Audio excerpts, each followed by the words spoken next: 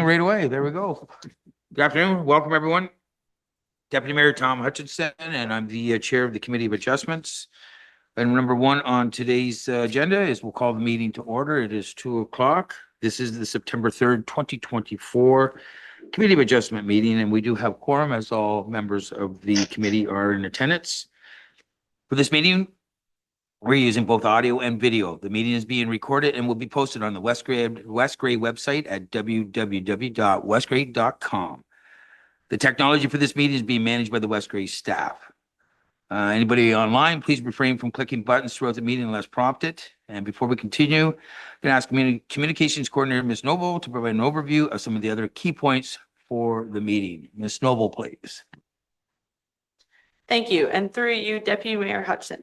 Before I begin, at any point, if you get disconnected, you can dial 1-647-558-0588 and enter the ID for this meeting, which is 891-5626-2480. Both member of council and staff have been briefed on the various features of the Zoom meeting software and will be raising their hand physically to speak. For members of the public, if you require any technical assistance, please send a chat message to myself, Ashley Noble, Communications Coordinator, and I will attempt to assist you. It should be noted for members of the public that this meeting is taking place across two meeting platforms, both on Zoom as well as being live streamed on YouTube. Public participation, if any, must be done through Zoom. It cannot be done through YouTube at this time. Thank you, Ms. Noble. Item number two is the purpose of the meeting. I'm going to call on Planner Smith to please provide your comments, sir. Thank you, Mr. Chair. The purpose of the meeting today, the public meeting today, is to allow the presentation of 11 consents, also referred to as severances.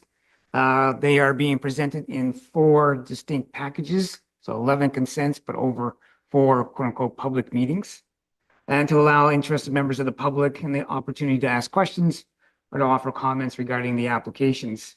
Notice of these public meetings were posted on the subject properties and circulated and mailed to the prescribed persons and bodies and property owners within 60 meters of the subject lands. A public registry is available here in the council chambers on paper on the sign-in desk on the other side of the room where I'm pointing to, and also available online through our communications coordinator, Ashley Noble, at communications@westgray.com. If you'd like to be notified of the in writing of the decision of this committee. I will note that recent changes to the Planning Act no longer allow quote unquote neighbors or people on either side of the properties to appeal decisions of the Committee of Adjustment. Only those persons who have a direct interest, meaning the property owners themselves, certain government agencies may appeal a decision of the Committee of Adjustment. Thank you. Thank you, Planner Smith. Item number 3 is disclosure of pecuniary interest and general nature thereof. And committee members, if you have anything to declare, you can do it at this time. If one should arise during the meeting, of course, you can declare at that time. Is there anything to declare at this time? Okay, seeing none, we're going to go to item 4, which is the approval of the minutes. 4.1 is the approval minutes of the June the 4th Committee of Adjustment hearing. And I'd be looking for a mover to move those minutes. I see Member Forrester. Can I get a seconder, please? Oh, Member Eccles. Any comments or questions on the minutes from the committee members? Seeing none, we'll call the motion. All those in favor? See all in favor, none opposed. That motion has carried. Moving on to item number 5 is application number B11 2024, B12 2024, B13 2024, B14 2024, and B15 2024 unassigned Park Street East. 5.1 is a report from planning staff, and I'm going to call on Planner Smith to please report or provide your comments on this application. Thank you, Mr. Chairman. As you mentioned, there are 5 consents on one property. So we are holding the public meeting right now on 5 consents because they're all on a single property as opposed to 5 separate public meetings. Provided to committee and provided to the public online was the report to the Committee of Adjustment. Part of that includes recommendations and conditions on the 5 severances. I'll ask Ashley if you wouldn't mind bringing up. We will take a look at kind of where we are and what we're about. We'll go down to the first picture that shows up in this. Thank you, right there. Thank you. This picture, and I'll include it in your package, shows the severance of 5 lots numbered 1 through 5 from left to right on the picture as you look at it. We are on the south side of Park Street. It's referred to as east because we have 2 pretty much identical properties that sit next to each other, and we had to separate them out between an east and west. This happens to be the east property. It's not on East Street, Park Street East. It just happens to be east of the property next door to it. So 5 severances, as I mentioned, and a retained property along the back, the south side of the property, which will be merged to abutting lands to the south. We reviewed the application, we received comments from the West Gray Public Works, from West Gray Planning, Fire, and the Saugeen Valley Conservation Authority. In general, Public Works, it does make sure that together with Fire, that we have adequate hydrant spacing, that any hydrants that would need to go in, but that's been looked at in terms of the upgrades to Park Street has been going along over the last couple of years. They also have significant concerns, ongoing concerns about gravity sewers in Durham in particular. The options here, or the proposal here, not just on this development, but other developments right next to it, and others that have been approved have all been on grinder pumps because of the pressurized system in this part of Durham. Director of Public Works certainly has ongoing concerns. Grinder pumps are, although not totally unique in Ontario, they do impose an additional cost onto the property owner. It is a different piece of technology you typically can find in most houses in terms of gravity fed, where you flush and forget, if you put it that way. So over the long term, grinder pumps are a concern for the Director of Public Works, even though the municipality doesn't own them.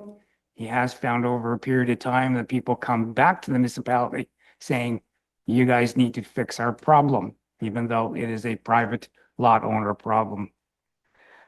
West Gray Building has no concerns. Fire has no concerns. Saugeen Valley Conservation Authority has taken a look at this property, these properties a number of times over the last couple of years. We did a rezoning on the property.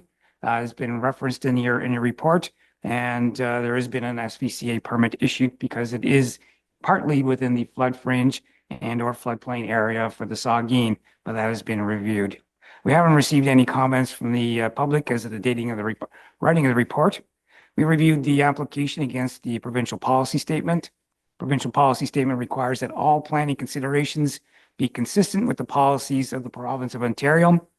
The subject lands are located within a settlement area within Durham, as defined in the PPS, and we did review the various policies within that and found no issues with them. We reviewed the policies against the Grey County official plan. Within that official plan, the lands are primary settlement area. Issues regarding the existing landfill or the closed landfill at the end of Park Street, truck traffic, significant woodlands, other wetlands, all of that was reviewed when we did the rezoning on the property a number of years ago, and it was all deemed to be within bounds of the Grey County official plan, and we have no concerns with the official plan policies. We've also taken a look specifically at the West Gray official plan for the property, and in particular, again, the overlays for flood fringe and the Saugeen Valley Conservation Authority regulatory area. The proposal that came in did come in with elevations for buildings that were required by the Conservation Authority in order to meet their permit requirements. So that was good, and it makes those policies there, they meet those policies in that regard. As I mentioned, we took a look at the sanitary sewer issues and the comments from Public Works. Other things that go on down as part of town is parkland. There is no dedication of parkland. These are individual lots. The municipality will be taking cash in lieu in terms of parkland dedication. But overall, the entire south end of Durham has a lack of municipally owned active parkland, as in swing sets or whatever you want to call it these days. There's nothing down there at all for the entire south end of Durham. We are up to over 70 new and existing or proposed residential development, residential units down for the south end of Durham. And as I said, there is nothing available at the moment. That's something that is certainly that staff are well aware of, but I guess you could say solving the problem is not easy at the moment. So it is something again that we'll continue to mention and see as we progress with council and other staff within within West Gray who take a look at our parkland and how we use parkland and where it's needed in terms of possibly looking at a parkland master plan or something like that to take a look at the issues, not necessarily just in Durham, but also possibly in Neustadt or Ayton as council begins to take a look at that. Overall, I do find that the 5 consents do conform to the policies of the West Gray official plan. In terms of the West Gray zoning bylaw, the lands, as I mentioned, were zoned to R3 medium density residential a year or so ago, and that the consents do conform to all those particular policies. In that regard, we recommend the council Committee of Adjustment consider a passage of the decisions for the 5 lots. Thank you. Thank you, Planner Smith. Very detailed report on that one. There's quite a few numbers involved with it, obviously. 5.2 on today's agenda is verbal comments, and it's 2 sections. 5.2.1 will be the committee member comments, and we'll follow up with the agent or members of the public to comment. So under 5.2.1, committee members, do you have any comments or questions at this time before we turn the application to the public? We'll start with Doug, Councilor Member Hutchinson, then I'll go to Member Townsend. Okay, please, thanks. So in the report, it talks about this municipal pumping station. That would be the cost to the developer, I presume, rather than municipality, or is that something that we would have to look at as a municipality? So could you, one more time, I missed the first. The municipal pumping station? Right, all right. So if you were to take a different example, subdivision itself, and we are have been a number of years, been in this position where sewage pumping stations are expensive, period. Okay. Therefore, developers in many cases are look typically for alternatives. Septic systems are not an alternative, for example, in Durham. There's no doubt about that. But grinder pumps into a pressurized system as opposed to a gravity fed system to a pumping station that in some respects are basically the 2 options. From a cost perspective, we are not seeing any proposals for a pumping station pretty much. We have a couple, but in general, the entire Park Street is all going to be proposed on grinder pumps. Every application that we have, including the next one, is on grinder pumps. We have an application for rezoning behind this property that you will see coming up there is on grinder pump. So the cost return on grinder pumps versus pumping stations without significant municipal investment, this doesn't pan out for a developer. Okay. The other thing I mentioned is parkland dedication. I agree that parkland in that area is challenging. We do have a trail that someday may be functional that goes in that area. So maybe there'd be something that can be done there. And we have a landfill that maybe potentially there could be something done with that. I know some areas, they actually have soccer fields and ball fields on their landfills because it becomes land that you can't really develop, but you can maybe use to run on. And the other thing that I noticed was in here that was interesting is on the sketch that we had up there, it talks about a proposed 1.5 meter sidewalk. When I asked about a sidewalk originally, when this plan came in, there wasn't going to be one. But on the sketch, it's got a proposed 1.5 meter sidewalk running on Park Street. So I'm sure, I wonder if that's new, or is that just something that was? It's certainly on the drawing. Right. Sidewalk, however, that doesn't necessarily go anywhere at the moment is something I guess still the Director of Public Works will take a look at, right? So building sidewalk across 5 units and then nothing happening for another 500 meters or whatever until the next one shows up, I think is going to be left up to the Director of Public Works to decide whether or not he's going to require it right on the front end or not as part of our consent agreement. There's no doubt that it is part of the West Gray municipal road standard for sidewalk. But there is left up to the discretion of the director, because in some places we have sidewalks that don't go anywhere at all. So you get 50 meters of sidewalk and then nothing.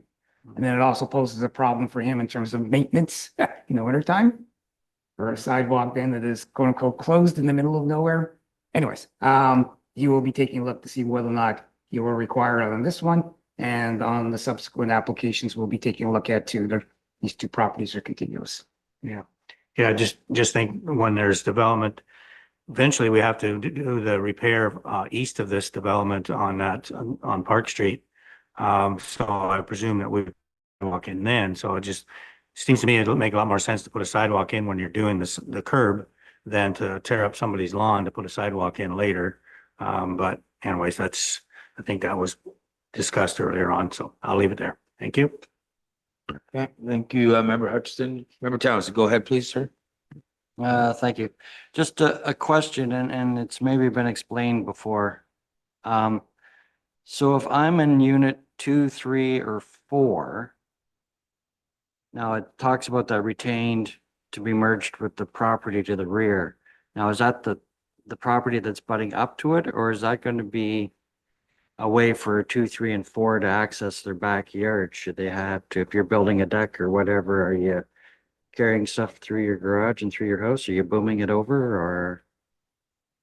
So the lands to be retained are going to be owned by somebody else totally. Okay.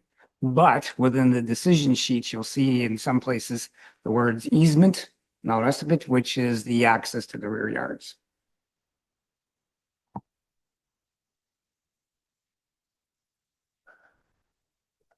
Yes. Comments, questions down here? Okay. Seeing none, we're going to close 5.2.1, which committee members' comments. We're going to move on to 5.2.2. And this is applicant, agent, members of the public. This is their opportunity to speak to the application. And I'm going to turn it over to Ms. Noble as well, just to, if we have anybody virtually, if you can explain how they can participate virtually. Ms. Noble? As noted, at the opening of the meeting, public participation must be done through Zoom. Members of the public joining virtually wishing to participate in this portion of the meeting may do so in one of two ways. If you have joined via phone, press *9 to raise your hand. This will let us know that you would like to speak. Alternatively, *9 can also be used to lower your hand.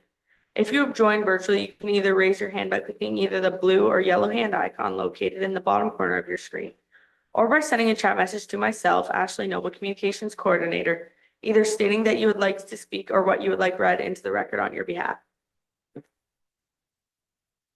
Received any comments, questions, or you have somebody who would like to speak?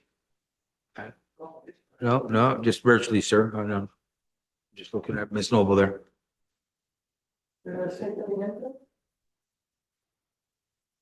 What, sir? It just, we have somebody that wants to talk virtually they're online here, so I'm just waiting. Yeah, well, I'll get to the audience here in a minute. They're live, so I've just got to do virtual and then. Is it a comment or somebody wants to speak? Okay. Good afternoon. Hi there. Hi, good afternoon. afternoon. If you could just speak, state your name for the record and the floor is yours, please. Good afternoon, Council. It's Dana Kiefer from Cobine Engineering. Nothing really to add. Dave did a great job explaining the applications. These have crossed over your desk before. So these consents are just going to be what implements what we previously discussed. But I'm happy to take any questions that Council or the public may have. Thanks. Okay, thank you, Dana. Ms. Noble, you have any other, okay, no other activity, no text or anything? Okay, so now we're done the virtual portion. Now we're gonna go here live. Is anybody in the attendance here want to speak to it in attendance? Okay, seeing none. So that will close that part of the meeting, 5.2.2. And we're gonna go to 5.3, and that's decision. So what direction would the committee like to take with this application? Yes, it is a very long recommendation, so we don't need to repeat it. It has been in part of your agenda package. So I'll be looking for a mover or a recommendation from one of the members, please. Member Townsend, go ahead. Yes, I will move the recommendation as presented in the package. You, sir. Can I get a seconder, please? Okay, Member Noon, you're going to second that. Is everyone clear on the recommendation? It is pretty lengthy. It was very detailed. Any comments or questions on the recommendation? Okay, seeing none, Call the vote. All those in favor of the recommendation, raise your hand. All members are in favor. There is none opposed. That motion has carried. And that will go back to 5.4. Planner Smith, what will be the next steps, please? The planning department will issue a notice of decision. As I mentioned, only certain agencies can appeal the decision, the committee of adjustment. Upon the end of the appeal period, the applicant, the owner can submit the various requirements as set out in the decision sheets as you mentioned. Thank you. Thank you, sir. Okay, item number 6 on today's agenda is application number B16, 2024, B17, 2024, B18, 2024, B19, and B19, 2024, unassigned Park Street West. So this is the other part that Planner Smith had referred to. It's similar probably to the other side. So I'm going to go to 6.1 is Planner Smith's report. If you can just please read your recommendations, your report, sir. Go ahead. Thank you, Mr. Can we please bring up the picture for this one?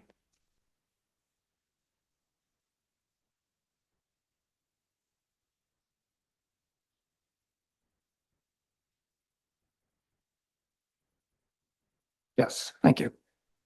As you can see from the picture from your report was provided to you, it looks virtually identical to the one we've just seen. The difference here is that there's 4 units as opposed to 5. The aspects regarding the retained portion on the south side of the picture going to the property to the south is the same. We will have easements across your rear of the property for access to the rear yards and for storm water. And maybe the only other quirk about this one is on the far west side is we also have some additional storm water that may be dealing with for a property again immediately to the south in terms of easements and getting prepared for this whole particular area. We circulated the application to our standard agencies, including Public Works, Building, Fire, Conservation Authority. The comments are virtually identical, as you can imagine, considering where we are. The grinder pumps are, again, part of this particular application. We reviewed against the provincial policy statement, as I mentioned, the County of Grey official plan, the West Grey official plan, and the zoning bylaw. And it is our opinion, my opinion, that the 4 consents do meet the requirements and conform to the policies of all those plans or official plans. We have not received any comments from the public as of the writing of the date of the report. And our recommendation is the approval of the 4 consents as provided to the Committee of Adjustment. Thank you. Thank you, Planner Smith. Okay, so that'll take us to verbal comments. And again, we have to repeat this every time because it could be people just sign on. So 6.2, verbal comments. 6.2.1 is member or committee members. Does anyone have any comments or questions at this time on 6.2.1 for this application? Okay, seeing none, we're going to move on then to 6.2.2. Applicant, agent, and members of the public. This is their time or opportunity to speak to the application. Again, Ms. Noble, if you could explain to people virtually how they can participate, and if you'd let me know if you have anybody that is online ready to speak. Go ahead, please. If you have joined via phone, press *9 to raise your hand. This would let us know that you would like to speak. Alternatively, *9 can also be used to lower your hand. If you have joined virtually, you can either raise your hand by clicking either the blue or yellow hand icon located in the bottom corner of your screen, or by sending a chat message to myself, Ashley Noble, Communications Coordinator, either stating that you would like to speak or what you would like read into the record on your behalf. We have nobody virtually that wants, okay. Anybody in attendance today in live here would like to speak to it? Okay, seeing none, we're going to close that part. And we'll go to 6.3, and that's decision by the committee. And what direction would the committee like to take with this application? It is an extensive, it's a long recommendation, so we don't need to repeat it. It's been posted on the agenda. So I'd be looking for a mover to Councillor Shea or Member Shea is going to move that, sir. Yes, okay. Can I get a seconder, please? Yeah. Okay. Forrester, thank you, sir. Okay, any comments or questions on the recommendation or the motion? No, we'll follow the recommendation. All those in favor, you can raise your hand, please. All members are in favor. There's none opposed. That motion has carried. 6.4, back to you, Planner Smith, on what the next steps would be, sir. Thank you. The planning department will issue a notice of decision of the Committee of Adjustment. I will assign a appeal period for agencies and the property owner if they have any particular issues with the decision of the Committee of Adjustment. Upon the end of the appeal period, the applicant, the owner can come in and satisfy the various conditions as set by the Committee of Adjustment and have the lots created. Thank you. Thank you, Planner Smith. Okay, item number 7 on today's agenda is application number B10 at 2024-422314, concession 6 NDR Bentic. 7.1 is report from the planning staff. So once again, Planner Smith, if you could please read your report and your recommendation, we sure would appreciate it. Thank you, Mr. Chairman. The purpose and effect of B10 2024 is to sever a 2.3 acre surplus farm dwelling lot and to retain a 148 acre agricultural parcel. The property is designated as agricultural, rural, and hazard in the Gray official plan. There is a significant woodlands constraint also identified on the property. As the application is for a surplus farm dwelling in a prime agricultural area, a restriction on building a new house on the retained farmlands is required. Proposed severed lot and the retained lot are subject to Saugeen Valley Conservation Authority approximate screening area. This property is you can see a mishmash of policies that apply to it from a county official plan perspective. The agricultural and rural policies are obviously not identical. They carry over, and this property is split in some respects between the two of them. But when you take a look at it at the end of the day, regardless of what policy we take a look at from agricultural or rural, it meets the most restrictive of them. And in this particular case for a surplus farm dwelling, because the house being severed is within the area of prime agricultural land, even though a big chunk of the property is in rural. We circulated the application to the standard agencies, West Gray Public Works, Building, Fire, the County of Gray, and the Saugeen Valley Conservation Authority. We have no particular issues from any of the circulated agencies, although West Gray Building has asked for the location of the well and septic system to be shown and determined on the property prior to the final lot lines being dropped on the mapping. We need, of course, approved civic addresses and entrances, but those are standard requirements for pretty much all our consents. The Conservation Authority again took a look at it, and overall there was no issues there in terms of the regulatory area. Even though when you take a look on the mapping, there is a fair-sized pond, whatever it is left over immediately abutting the house and all the rest of it. But again, as I mentioned, they have no concerns. Provincial policy of province requires that all planning considerations be consistent with the policies of the PPS. Subject lands are comprised of prime ag lands, rural lands, and hazard. And the surplus farm dwelling lot would be located on lands designated prime by the province. Policy 2341C, lot creation and lot adjustments in an agricultural area, does permit a surplus farm dwelling severance as long as we rezone the remainder of it to not allow for a new farmhouse to be built or dwelling to be built on it. That is one of the conditions of the consent before you this afternoon. We also required to take a look at the minimum distance separation on the severed and the retained, natural heritage, as I mentioned, natural hazard, and overall we found no concerns at all in terms of the application and what it's proposing in terms of provincial policy. The County of Gray official plan, again, we take a look at the policies in relationship to how we sever a surplus farm dwelling lot. There are a number of policies established by the county for that. Things such as the lands to be severed must be done by a bona fide farmer. The surplus farm dwelling area for the lot must be limited in area. The house has to be habitable. A number of policies in that regard that we've taken a look at.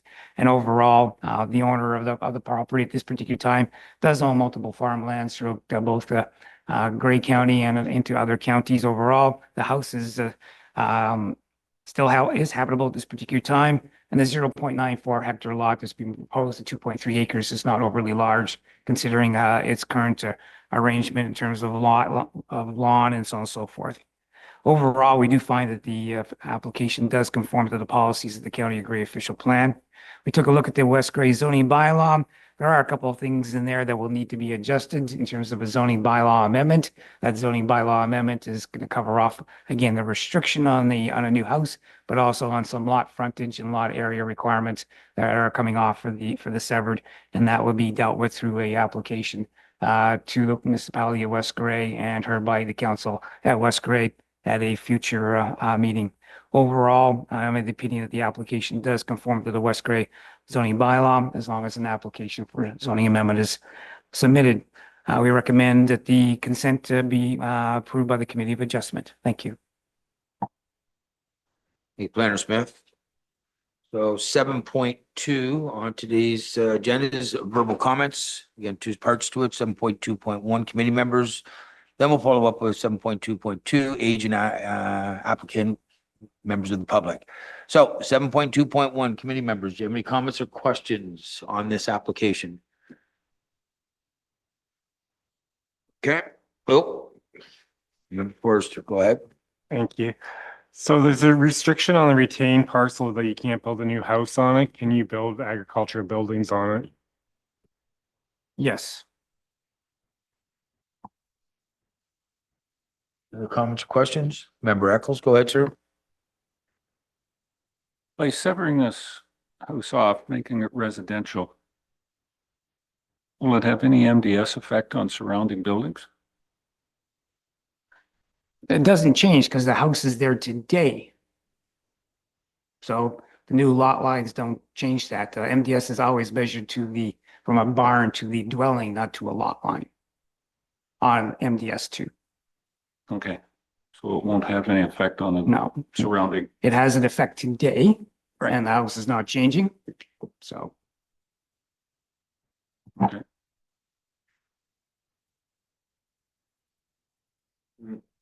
Thank you. Any other questions from members of the committee?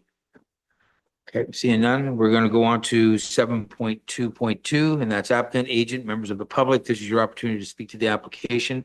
First, we are going to go virtually. Ms. Noble, if you could just let us know if anybody would like to speak to it virtually, and if you could let members of the public that may have just signed on, how they can participate. Ms. Noble? If you have joined via phone, press star 9 to raise your hand. This would let us know that you would like to speak. Alternatively, star 9 can also be used to lower your hand.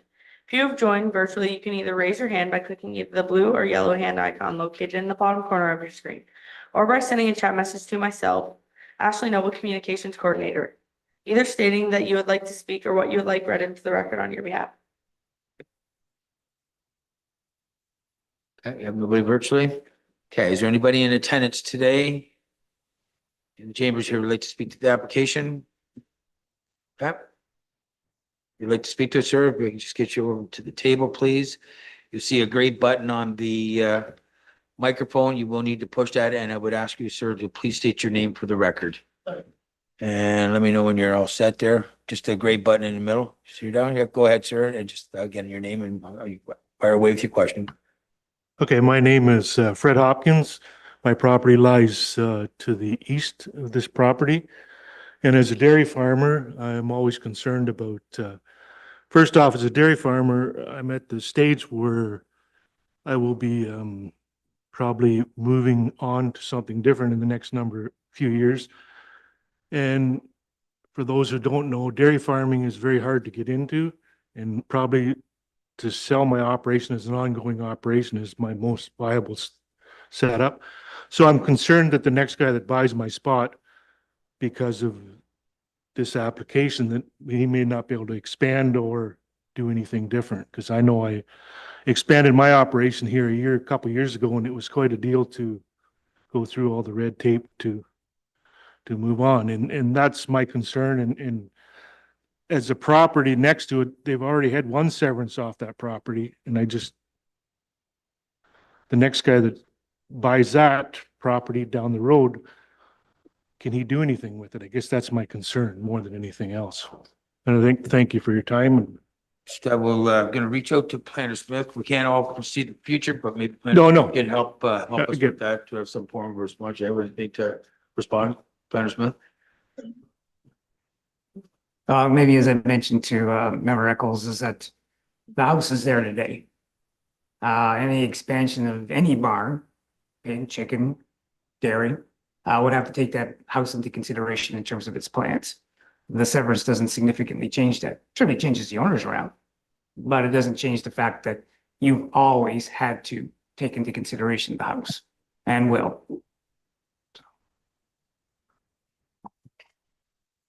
Thank you, Planner Smith.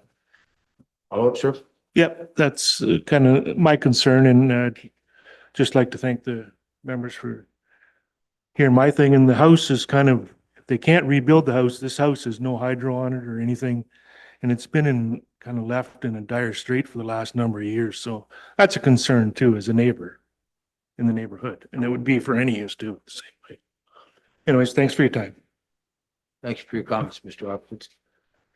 Any other members of the public would have anything to say? Again, if you just take the podium and press the gray button, and if you could just state your name for the record, that would be great. And once you do that, the floor is yours.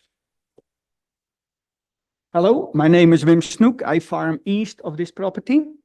And I have a few questions. The change of zoning, will that go from agricultural to residential? And I was wondering, what does that do to, let's say, high density livestock farm? That's what we do. And if we want to expand with farm succession in regard to this zoning change from farming, from agriculture to residential. And then also on a property like this, if it gets severed, is it possible to have business activities there? So let's say a garage, a wood shop, a welding shop, you know, things like that. So that are a few questions that I have. Yeah, thank you. I will go over to Planner Smith, who probably has a response to one or two of those questions. Planner Smith? Westgrade does not use the word residential outside of our towns and hamlets when we do properties that are, any property for that matter, they all have some type of agricultural zoning on it. So the word, now that agricultural zoning, even for your property as a farm, still allows for house. So the concept of residential zoning, we don't use the word residential zoning. We use an agricultural zone that's special because it's small, but it still allows for a dwelling. Your zoning probably has agricultural zoning on it that allows for agricultural uses in a dwelling also. Right? So we don't use the word residential. We don't zone it residential outside of our hamlets and primary settlement areas. We put an agricultural zone on it. Right? Regardless though, even if we did put a residential zone on it, it doesn't change the fact again, in terms of animal agriculture and so on and so forth, that the house, the dwelling is there. That doesn't change. So we look at that, if you want to call that as residential.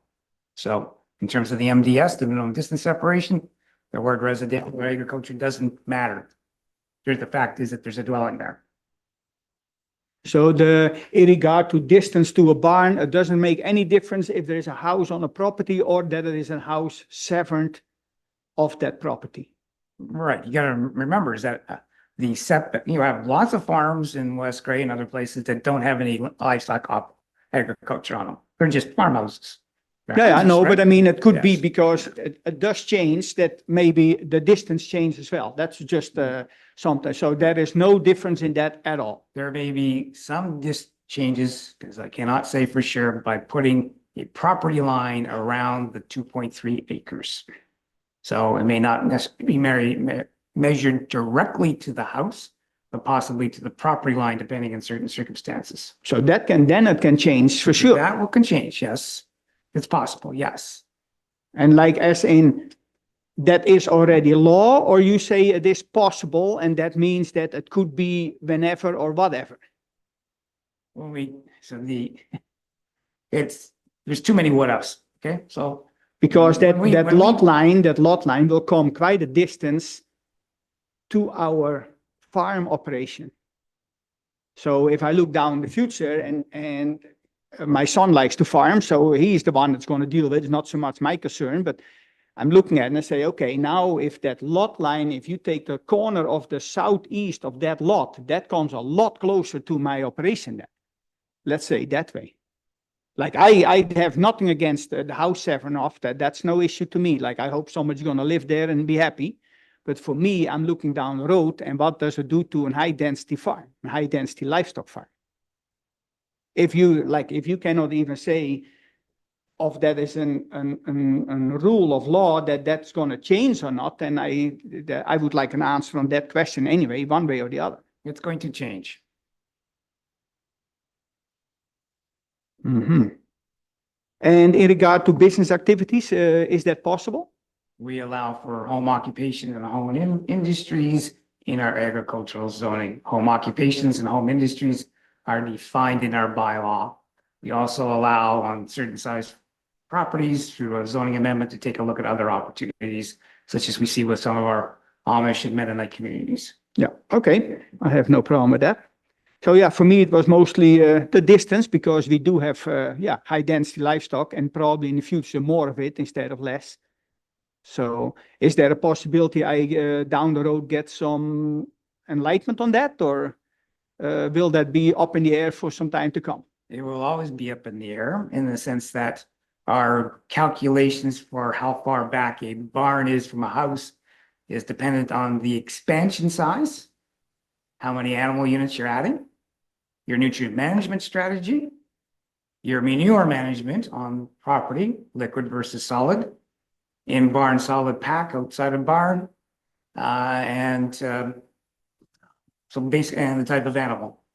So all of those figure into a calculation. So a smellier animal, we can use that word, is further away than other types of animals. So chickens and pigs are typically further away than dairy cattle and cattle. The more animal units you have, the further away you have to be. Solid versus liquid manure systems need to be further away than solid. So I can't give you an answer because it's all in how big and where the expansion is for any of those particular circumstances. And the number changes. The more animals you have, the further away you are. The location of a liquid manure system under a barn versus outside of a barn changes the distances.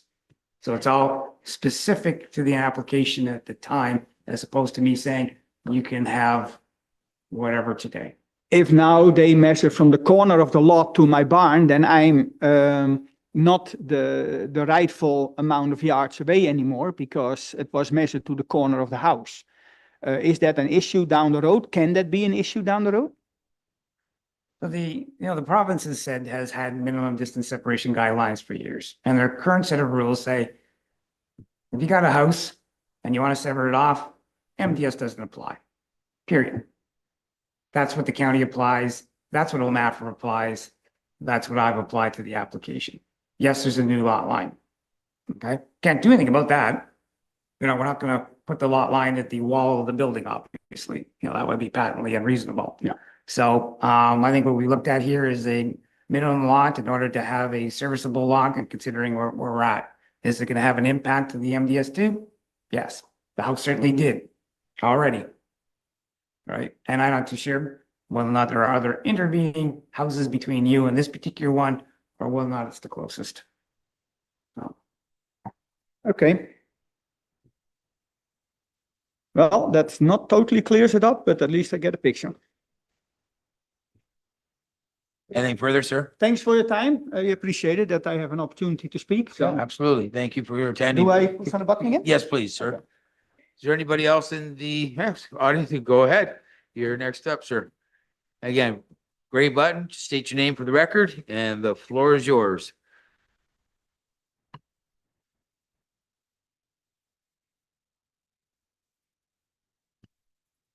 So I'm Kevin Gerber. I'm the owner of the property on both.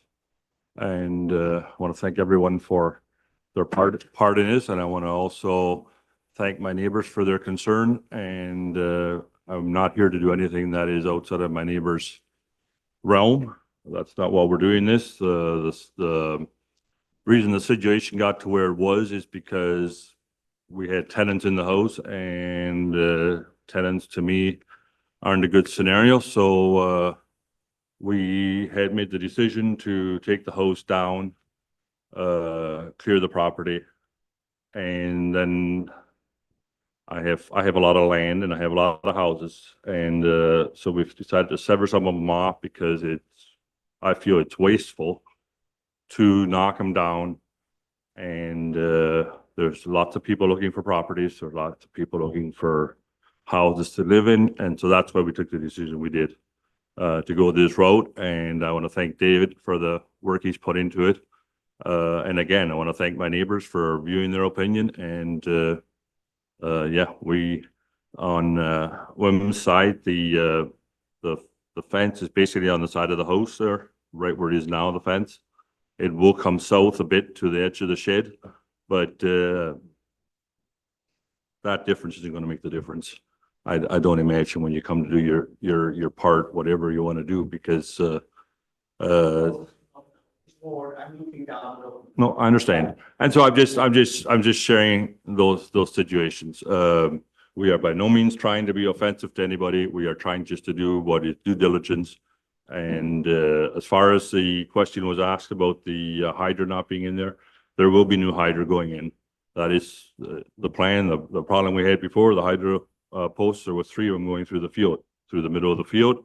And so that was our decision, was to take the hydro out first before we sell the property, so that the posts are out of the way and there's a new line going in underground. So that will be looked after. If there's any other questions, I'll try to answer them.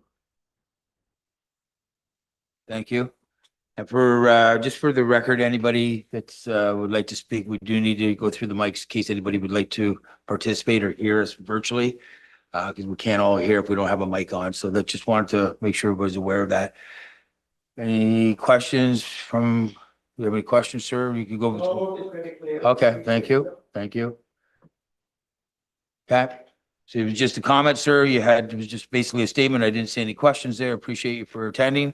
And thank you very much for your time. So we are going to move on now. Ms. Noble, I'll circle back. Is there anybody virtually since we started this part here? No?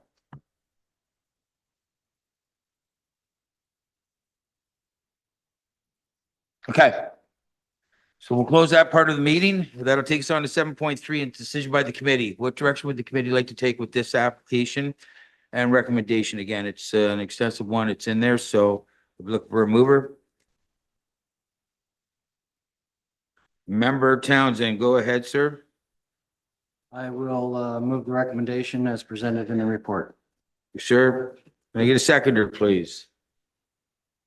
Member Hutchinson? You're going to second that, sir? Thank you. Okay, comments or questions on the recommendation before us before we call the vote? Seeing none, all those in favor, you can raise your hand, please. Could everyone raise their hand, please, if you're in favor? Okay, sorry, thank you. I see all members are in favor minus, and those opposed? 1 opposed. That motion has carried. 7.4, Planner Smith, what are the next steps, please? Thank you, Mr. Chairman. The planning department will issue a notice of decision of the Committee of Adjustment regarding the consent. It'll be circulated to those agencies that are required under the Act. If those agencies have any particular concerns, they are allowed to appeal to the Ontario Land Tribunal. Upon the end of the appeal period, if there are no appeals, the owner can begin to satisfy the conditions of the draft approval and submit those to the planning department to have deed stamped. Thank you. Thank you, Planner Smith. Okay, item number 8 is application number B 2024-443530, concession 8. 6.1, again, back to Planner Smith for your report and your recommendation, sir. The floor is yours. Thank you, Mr. Chairman. Purpose of the application is to sever one new lot, approximately 15.73 acres, and to retain an approximate 159-acre lot. Can you bring up the picture in this one?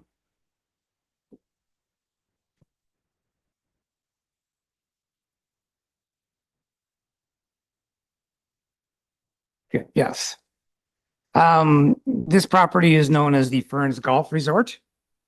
The Committee of Adjustment has heard of applications for 3 prior consents on the golf course. You can see on the diagram, those are referred to on the right-hand side as severed. Those are on a separate lot. The lot line actually runs down that little skinny corridor between the severed and the new lot E on the left-hand side. So that, when that happens, we take a look at the policies for the individual lot and apply that. So we're back taking a look at this potential lot E, even though we've already done 3 severances on Fern Golf Resort, but on a different lot. The east part of the property, which this is Lot 3 Concession 8, sorry, I'm wrong. The east part of the property, Lot 3 Concession 8, was recently subject to the severance of the 3 new lots, files B05A, 05B, and 05C. Property is operated as the Ferns Golf Resort. Property is designated rural land use type and hazard in the county official plan and with significant woodlands and ANSI, which is an area of natural and scientific life science interest, and a natural heritage system core constraints on abutting the proposed new lot, not on the new lot. Grey County planning ecologist was of the opinion that an environmental impact study or assessment is not required in this particular case. The property is currently zoned OS 221H, open space exception holding and natural environment. That open space allows for the Ferns Golf Resort, and the holding is in regards to a requirement for an archaeological assessment on the golf portion of the property going forward. We circulated the applications to West Gray Public Works, West Gray Building, Fire, the County of Gray, and to the Saugeen Valley Conservation Authority.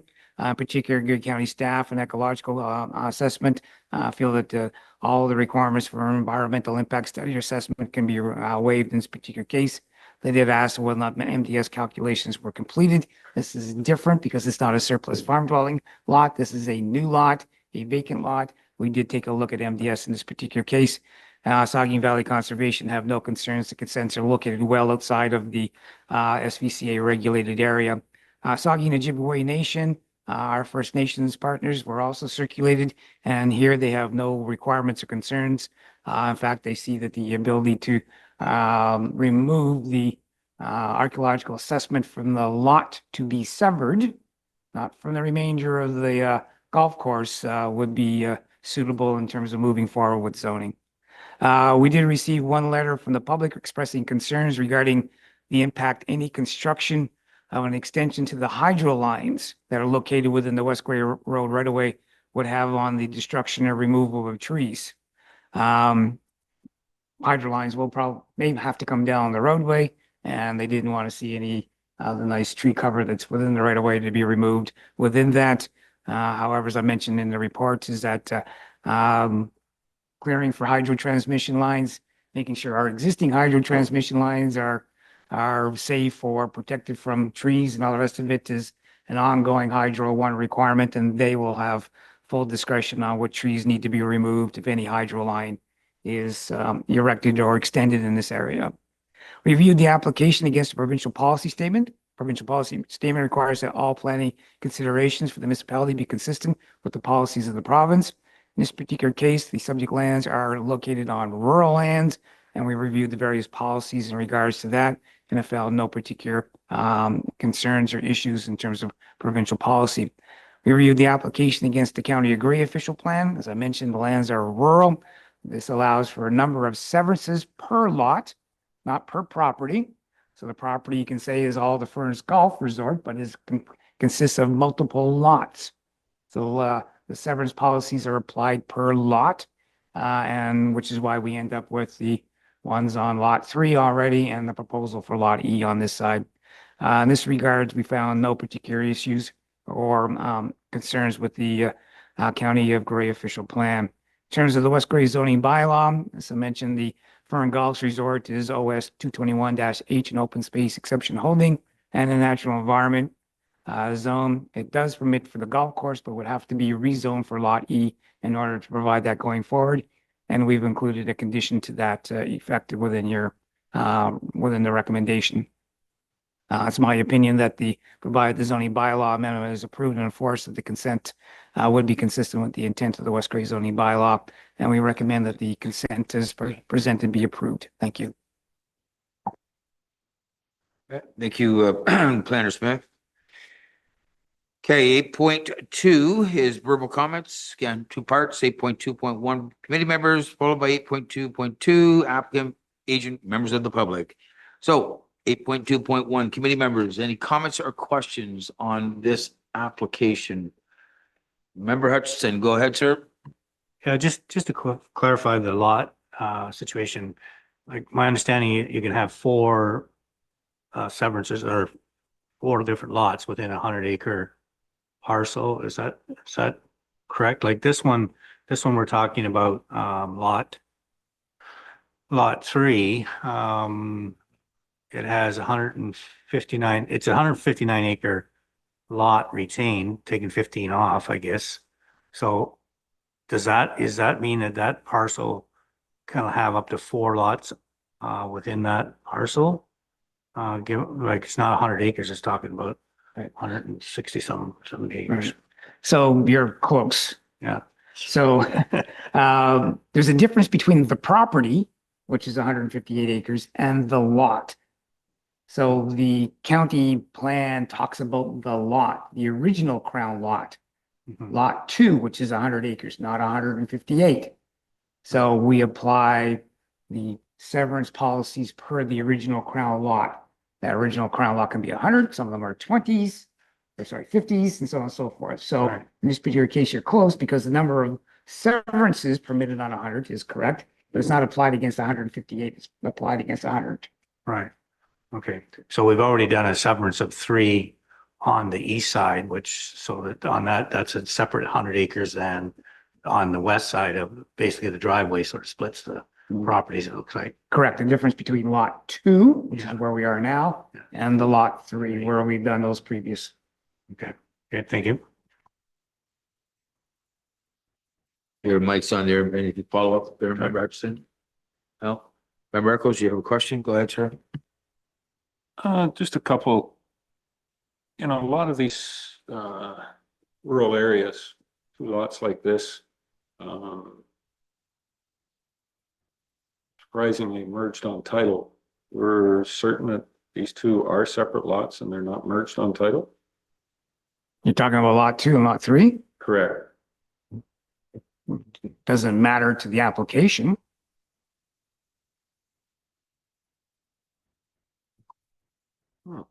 Okay. All right. They very well may be, but it doesn't matter to the application. Yeah. All right. And just under curiosity, any of the maps that are there are showing it as County of Gray, Township of Southgate. Yeah. The maps you're seeing, so the county's GIS at the bottom has a long line of disclaimer, and it starts off with, that's probably what you're seeing, is a screenshot from the county's GIS. Okay? And it starts off that way. That's the, yeah. Oh, so there's a lot of disclaimers. That's why Southgate's number 1. Well, We'd be way down at the bottom. I don't know what order they put it in. All I know is, as you can see, it kind of goes Township of Southgate, Township of Georgian Bluffs, municipality. It keeps on going. If you had the screen open, you'd see the remainder of them. Yeah, just on this, the photo, yeah, Yep. it's just Township of Southgate. Yeah.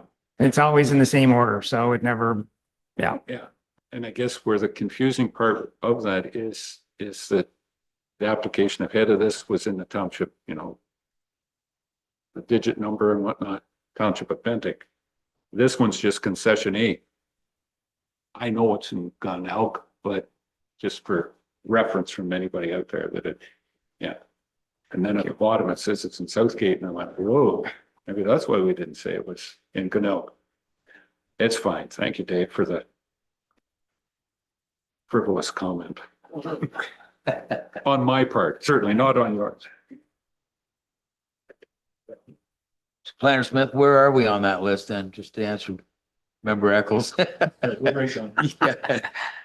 You started on it, then you kind of dropped off. as I was I'd hanging have in to there, open, so- I'd have to open up to see Yeah, whether that's or not fine. it's there. It was just more of a, it was a good question. Oh, well, that's Right. interesting. I'm gonna say you're immediately after Okay, Georgian so Bluffs be in the because it middle, starts middle of the MUN. pack. Good, sir. Okay, any other comments or questions from the committee members before we turn to the public? Seeing none, okay, we're gonna take it, move that right on to 8.2.2. Applicant, agent, and members of the public. Again, I'm going to go over to Ms. Noble to see if there's anybody who would like to participate and explain to them if they are virtually, how they can participate. Ms. Noble. If you have joined via phone, press star 9 to raise your hand. This will let us know that you would like to speak. Alternatively, star 9 can also be used to lower your hand. If you have joined virtually, you can either raise your hand by clicking either the blue or yellow hand icon located in the bottom corner of your screen, or by sending a chat message to myself, either stating that you would like to speak or what you would like read into the record on your behalf. Everybody would like to speak? Any text, nothing, no messages? Okay, that's clear. Anybody in attendance today that would like to speak to this application? And I'm seeing none, just based on the response there, so we will close the public question or comments. That will take us to 8.3, and that is a decision by the committee. What direction? Oh, I do have one question. Member Eccles, we're gonna go back to 8.2.1. For Member Eccles, go ahead, Drew. In the highlights, it says that it's a 15.73, and maybe I stepped out and missed that portion. It's the one lot. Is that what the individual is getting, is a 15.73 acre lot? Yes. Or Yes, so it's just one lot off of this that he is asking for, correct. and then the retained parcel of whatever amount it would be. And on the other side, on the east side, he severed off 20 plus acres in 3 different lots. Correct. The air photo, if you take a look at it, you can see, I guess is his goal. I mean, he is online, I believe.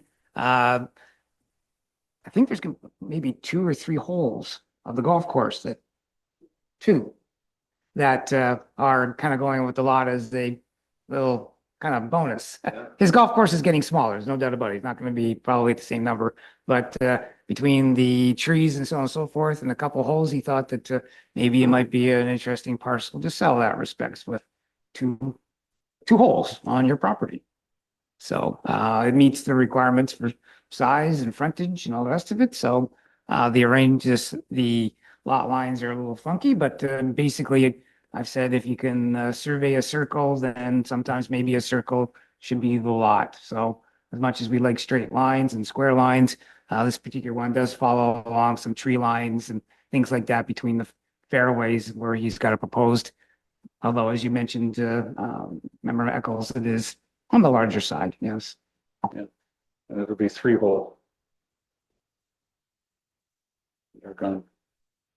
Definitely 3. Okay, yeah.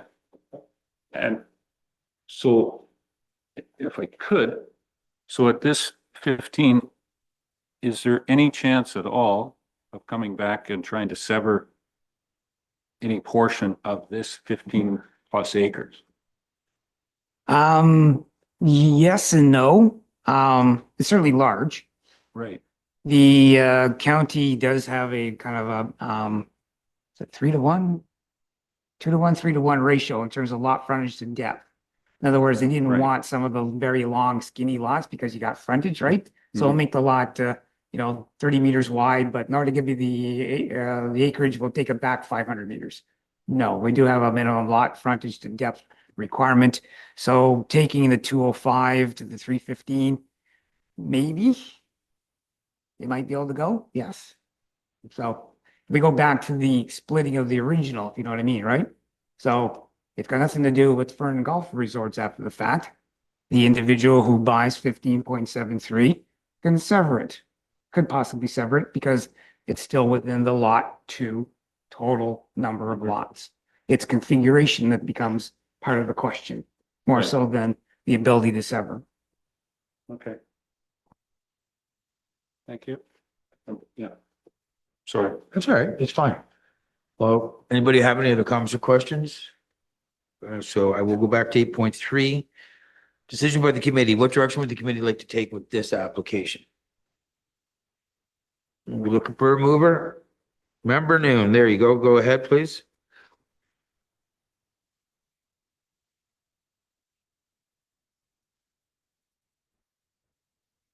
Member Noon, I'm looking for a seconder, please. Member Hutchinson, you're gonna second that, sir? Thank you very much. Comments or questions from the committee on the recommendation that's before us before we call the vote? Okay, call the vote. All those in favor, you can raise your hands, please. I see all members are in favor. There's none opposed. That motion has carried. Planner Smith, number 8.4, what are the next steps, sir? The municipality of West Gray will issue a notice of decision of the committee. That decision will be circulated to agencies in the order. If they have any particular issues with it, they may appeal to the Ontario Land Tribunal. Upon the end of the appeal period, the applicant can begin to satisfy the conditions of draft approval, and at that point, submit deeds and the other documents for to move forward. This particular decision, I believe, also requires, of course, the rezoning as a condition for it. So he will have to come and see council or the committee of adjustment. I think it's a rezoning we put in there for that portion of the work. Thank you, Planner Smith. So that actually completes the applications before us today. Number 9, next meeting. So the next meeting is scheduled for October 1st, 2024 at 2 p.m. All the details will be listed online at the West Gray website. And that will take us to number 10, adjournment. I will declare all business on today's agenda has been completed, and we stand adjourned at 3:06 p.m.